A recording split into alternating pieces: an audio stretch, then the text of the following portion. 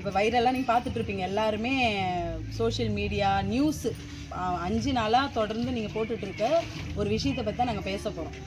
நாங்கள் போயிட்டு அவருக்கு ரெக்வஸ்ட் வச்சு கூட்டிகிட்டு வந்தோம்.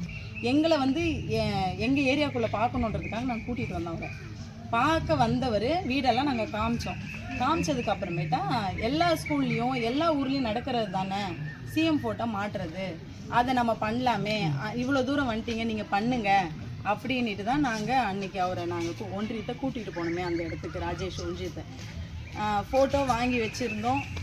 எல்லாமே நாங்கள் தான். சரி வராங்க அப்படின்ற பட்சத்தில் டேபிள் போட்டது நாங்கள் தான், குழந்தைங்களுக்கு சாக்லேட் வாங்கி வச்சது நாங்கள் தான்.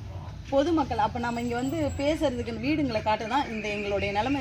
நீங்கள் வீடு பாருங்கள், அந்த வீட்டுங்களை காட்ட கூப்பிட்டுன்னு வந்துட்டு அதுக்கப்புறமேட்டா பொதுமக்கள் நாங்கள் கூட்டின்னு போனோம். என்ன மேகலா நம்ம என்ன பண்ணோம், போகலாம் நாங்கள் தான் இட்டுன்னு போனோம் கண்டி, நாங்களாக தான் இட்டுன்னு போனோம். அதோட இன்டோர் ஃபேமிலி தான் இட்டுன்னு போனோம் கண்டி எச்சங்க பார்க்கறதுக்கு. பாடம் சொல்லி இருக்கும்போதே ஆராஜகமாக நாங்கள் நோயவே இல்லை. இது தப்பான புகாரா போட்டுருக்காங்க. இது எல்லா ஸ்கூல்லையும் நடக்கிறது தானே, முதலமைச்சர் போட்டோ மாட்டுறது எல்லா ஸ்கூல்லையும் நடக்கும். இப்போ பிரேக் டைம் தான் நீங்கள் பண்ணுங்கப்பான்னு சொன்னார். அந்த சாக்லேட்டு தான் அவர் கையால் கொடுக்க வச்சோம். ஃபோட்டோ மாட்டும்போது தான் அதை அவர் காமிச்சார். வேற ஒன்றும் நடக்கலை. நாங்கள் எடுத்தவங்க மீடியாலாம் வரல, நாங்கள் பசங்க எங்கள் பசங்க இவனுங்க தான் எடுத்தாங்க. அந்த முகங்கள்லாம் இவங்க தான் இருந்திருப்பாங்க அந்த வீடியோவில், இவனுங்க தான் எடுத்தாங்களே. ஸ்டேட்டஸ் போட்டோம், அதை அவங்க திருடி அவங்க அதை கிரியேட் பண்ணிக்கிட்டாங்க. திமுக ஆளுங்க தான் போட்டாங்க. சரிங்களா, போடட்டும், நாங்க வேணாம்னு சொல்லல. அதை விட அவல நிலை இங்க நிறைய இருக்கு. ராஜேஷ் அண்ணா வந்தாரு, நாங்க கூட்டத்துக்கோசம் தான் அவரு வந்தாரு. அவரு என்ன தப்பு செஞ்சாரு, அவரை எதுக்கு நீங்க நீக்கிறீங்க? நாங்க கஷ்டப்பட்டுங்கிறோம். நாங்க கூட்டத்துனாலதான் அவருக்கு வந்தாரு. அவருக்கே இந்த நிலைமை, அவர் என்ன காரணத்துல நீங்களா நாங்க அவ்வளவு பாக்குறோம். அவர் நல்லது செய்யறாரா கெட்டது செய்யறாரா உங்களுக்கு சுத்தமா தெரியல.